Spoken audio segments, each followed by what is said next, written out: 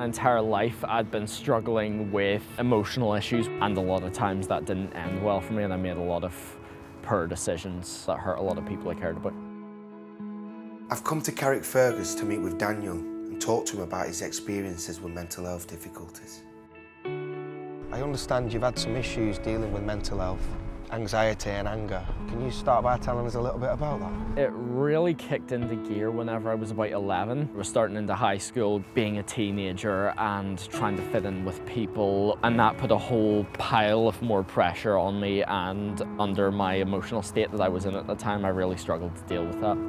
A lot of people try to pretend in high school that they don't have emotional issues like that. So whenever you lash out or get upset, you're called a freak, a psycho. These crazy words that form this stigma, not just around mental health, but around people who suffer from it as well. Do you think it's fair to say that you're being branded as opposed to people wanting to give you help and support like you might get with other illnesses? One of the things about being a young person is it's all about labels and tags and brands, whether you're a nerd or whether you're popular or smart or if you're a freak. And having been labelled like that was really not helpful for me in coping with my mounting issues at the time. And it wasn't until 3 years of being in that negative friend group and not being able to handle my emotions, my parents finally said to me, we're going to have to do something serious about this. And that's how I got brought into the YMCA. 3 young people in every classroom in the UK and Ireland experience mental health difficulties.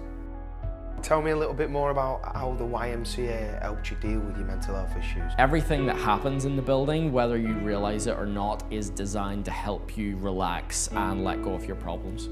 And through the opportunities I've gotten here, the friendships I've made, the things I've learnt and the things I've done, I think I've progressed immensely from that kind of broken, insecure person I was whenever I came down here. Anyone who's watching this now who might be suffering from similar issues as yourself, what bit of advice can you give to them then? Don't feel like there's a need to be perfect and to be free of your problems, because it's not whether you have them or don't have them that matters.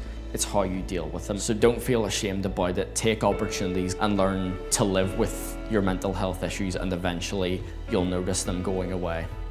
No young person should suffer alone or in silence.